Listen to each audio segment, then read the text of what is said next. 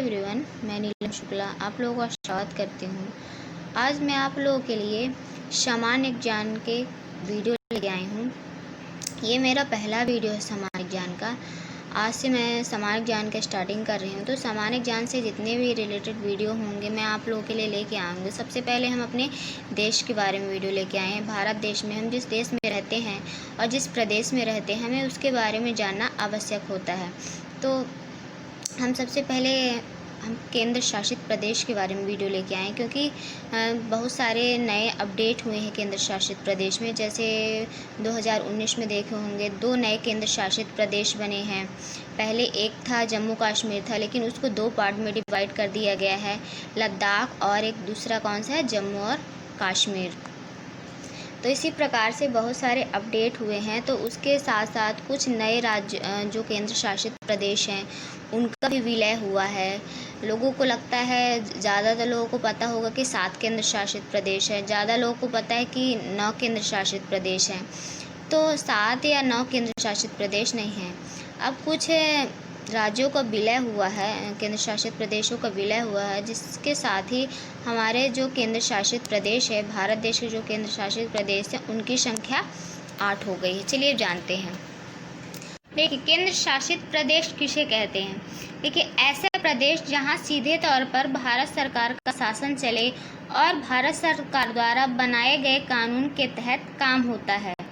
देखिए, मतलब ऐसा प्रदेश जहाँ पे सीधे तौर पर किसका शासन होता है, केंद्र सरकार का शासन होता है। वहाँ के जो भी डिसीजन लिए जाते हैं वो केंद्र सरकार द्वारा ही लिए जाते हैं। जैसे हमारे राज्यों में क्या होता है, राज्यों में मुख्यमंत्री का शासन होता है और वहाँ पे मंत्रिमंडल होती है, मंत्रिमंडल के द्वारा कार्य किए जाते हैं।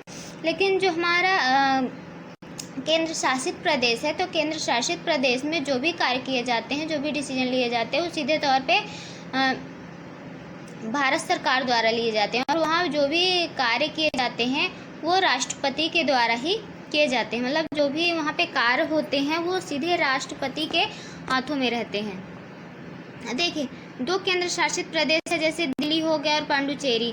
तो यहाँ पे विधायिका और सरकार है, जबकि बाकी जो केंद्र शासित प्रदेश हैं वहाँ पे सीधे तौर पर केंद्र सरकार के द्वारा ही नियंत्रित किए जाते हैं। जो भी कार्य होते हैं वो पूरे केंद्र सरकार द्वारा ही किए जाते हैं। अब देखिए, जो हमारा केंद्र शासित प्रदेश है, तो केंद्र शासित प्रदेश क्यों बना। देखिए केंद्र शासित प्रदेशों की आवश्यकता क्यों हुई। देखिए, क्योंकि इन प्रदेशों का आकार जो है बहुत छोटा, यहाँ कम जनसंख्या और इनकी जो संस्कृति है वो अलग है और अन्य राज्यों के दूरी, मतलब ये जो केंद्र शासित प्रदेश है अन्य राज्यों से इनकी दूरी काफ़ी ज़्यादा है। जैसे अंडमान निकोबार द्वीप समूह हो गया, लक्षद्वीप हो गया, तो ये अन्य राज्यों से काफ़ी दूर है। अब देखिए, इनकी जो अन्य राज्यों से आर्थिक और सामाजिक संबंध भी नहीं बन सकते। क्यों नहीं बन सकते, क्योंकि ये काफ़ी दूर हैं। अब देखिए, इन प्रदेशों में किसी भी आपातकालीन स्थिति को सिर्फ केंद्र सरकार ही संभालती है। भारत में सभी केंद्र शासित प्रदेश का आकार इतना बड़ा नहीं है कि उनको एक किसी राज्य में विलय कर दिया जाए। इनके मेन कारण जो है, इनकी दूर के कारण है कि काफ़ी दूर हैं अन्य राज्यों से और इनकी जो संस्कृति है ये अलग है। ये इन राज्यों में जो भी आबादी रहती है वो किसी भी प्रकार का अपने समाज में हस्तक्षेप नहीं चाहती। जैसे अंडमान निकोबार द्वीप समूह में सुने होंगे आप लोग कि यहाँ की जो जनजाति यहाँ पे रहती है तो वो बिल्कुल अन्य दूसरे के हस्तक्षेप नहीं चाहती है। इसी कारण यहाँ पे ज़्यादा विकास भी नहीं हो पाया। लेकिन भारत सरकार द्वारा इनको सीधे तौर पे इनकी सुरक्षा की जाती है और जो भी आपातकालीन स्थिति होती है तो वहाँ पे भारत सरकार द्वारा इनको कंट्रोल किया जाता है और यहाँ पे कुछ नियम कानून लागू किए जाते हैं। जबकि भारत सरकार अन्य राज्यों के ऊपर नियम कानून लागू नहीं कर सकती, लेकिन केंद्र शासित प्रदेश हैं उन प्रदेशों पे नियम कानून वो स्वयं लागू करती है। तो इस प्रकार से केंद्र शासित प्रदेशों की आवश्यकता हुई है। ठीक है, अब चलिए देखते हैं हमारे कितने केंद्र शासित प्रदेश हैं।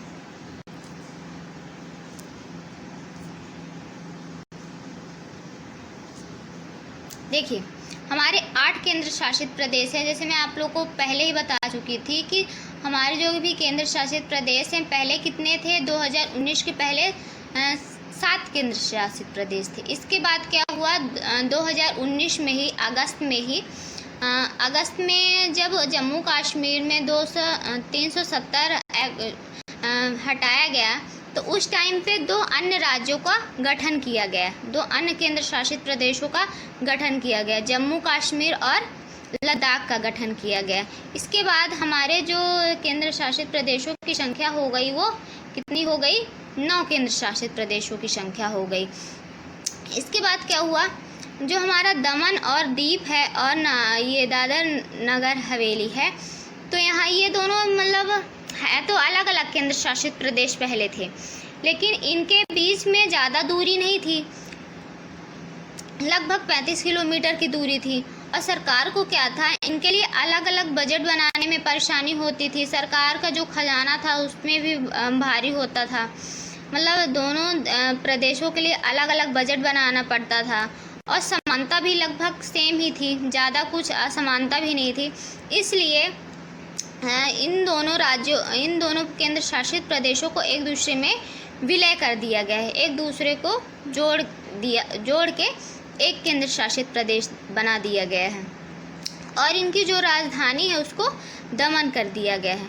तो इस प्रकार से इस जो केंद्र शासित प्रदेश है, इसका पुनर्गठन हो गया 26 जनवरी 2020 को पुनर्गठन हुआ। तो हमारे जो केंद्र शासित प्रदेशों की संख्या हुई वो 8 हो गई, लेकिन पहले कितनी थी? 9 थी। दमन दीप और ये दादर नगर हवेली ये अलग अलग केंद्र शासित प्रदेश थे, लेकिन जब से इनका विलय हुआ तो हमारे जो केंद्र शासित प्रदेशों की संख्या वो 8 हो गई है। अब देखिए, जो हमारे केंद्र शासित प्रदेश हैं उनके गठन कब हुआ और उनकी राजधानी क्या है? देखिए, जो हमारा केंद्र शासित प्रदेश है लद्दाख का गठन जो पुनर्गठन हुआ है, तो पुनर्गठन 31 अक्टूबर 2019 को हुआ है। जम्मू और कश्मीर, इसका भी गठन 31 अक्टूबर 2019 को हुआ है। जो लद्दाख की राजधानी वो लेह सभी लोग जानते होंगे। फिर आता है हमारा जम्मू और कश्मीर। देखिए, जम्मू और कश्मीर में 2 राजधानी होती हैं, एक होती है ग्रीष्मकालीन और एक होती है शीतकालीन। तो हमारी जो ग्रीष्मकालीन राजधानी होती है वो हमारी श्रीनगर होती है, और शीतकालीन राजधानी वो जम्मू होती है। ठीक है, इसका भी गठन 31 अक्टूबर 2019 को हुआ है। फिर आता है हमारा पांडिचेरी। जैसे मैं आप लोगों को बताई थी, पांडिचेरी इसको मतलब आंशिक राज्य का दर्जा मिला है, लेकिन ये फिर भी ये एक केंद्र शासित प्रदेश ही है। भले यहाँ पे विधायिका है, लेकिन फिर भी ये दिल्ली की तरह एक केंद्र शासित प्रदेश है। इसका गठन 1 नवंबर 1956 को हुआ है। फिर आता है चंडीगढ़। अब देखिए, चंडीगढ़ सभी लोग जानते होंगे। चंडीगढ़ 2 राज्यों की राजधानी है, हरियाणा की और पंजाब की। ये दोनों राज्य चंडीगढ़ को नहीं छोड़ना चाहते थे, क्योंकि इसके प्रशासनिक जो ढांचा था वो बहुत अच्छा था। इसकी वजह से केंद्र सरकार ने इसको 1 नवंबर 1966 को केंद्र शासित प्रदेश बना दिया, और 2 राज्यों की राजधानी भी है, हरियाणा और पंजाब की। फिर आता है दिल्ली। देखिए, दिल्ली भी हमारी एक केंद्र शासित प्रदेश है। इसकी राजधानी नई दिल्ली में है, और इसका गठन 1966 में हुआ है।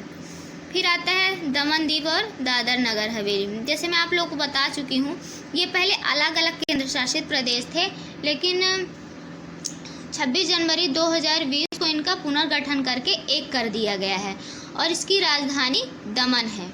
फिर आता है लक्षद्वीप। लक्षद्वीप की जो राजधानी है वो कवरत्ती है। 1 नवंबर 1956 को इसका गठन हुआ है। फिर अंडमान निकोबार द्वीप समूह, इसकी जो राजधानी है पोर्ट ब्लेयर है, और इसका भी गठन 1 नवंबर 1956 को हुआ है। तो इस प्रकार से केंद्र शासित प्रदेशों का गठन हुआ है। चलिए देख लेते हैं हमारे केंद्र शासित प्रदेश कहाँ पे हैं, उनके जो वो किस दिशा में। जैसे हम सभी लोग जानते हैं कि जो लद्दाख है, जम्मू कश्मीर, ये हम उत्तर से शुरू करते हैं। देखिए, ये हमारे केंद्र शासित प्रदेश है। जैसे ये ऊपर हो गया, यहाँ पे दिख नहीं रहा है, लद्दाख हो गया। लद्दाख के बाद हमारा जम्मू कश्मीर है, फिर आता हमारा चंडीगढ़ है और ये हमारा दिल्ली है। फिर इसके बाद हमारा यहाँ पे दमन द्वीप है और दमन द्वीप के पास में ही लगभग 35 किलोमीटर दूर होगा यहाँ पे ये दादर नगर हवेली। अब देखिए इनको एक क्यों किया गया, क्योंकि इनमें जो जिलों की संख्या कम थी। जो हमारा दमन द्वीप था तो दमन द्वीप में 2 जिले थे और जो ये दादर नगर हवेली थी इसमें एक ही जिला। इस वजह से आसपास होने के कारण ही इन दोनों का विलय कर दिया गया और इसकी जो राजधानी है वो दमन रख दी गई। ठीक है, फिर ये आता हमारा लक्षद्वीप। अब देखिए लक्षद्वीप हमारे जो भारत देश है उससे काफ़ी दूर है, मतलब जो भी ये बिल्कुल समुद्र के तट से भी काफ़ी दूर है। और इधर ये अंडमान निकोबार। अंडमान निकोबार हमारे देश के लिए बहुत ही महत्वपूर्ण है और ये भी काफ़ी दूर है। फिर सबसे दक्षिण में आता है पांडुचेरी। तो इस प्रकार से हमारे ये केंद्र शासित प्रदेश हैं। तो अगर पसंद आई हो तो प्लीज़ अपने फ्रेंड के साथ लाइक, सब्सक्राइब और शेयर ज़रूर करिएगा, जिससे हम और वीडियो आपके पास लाएं और नए अपडेट के साथ। ठीक है, ओके, चलिए, थैंक यू।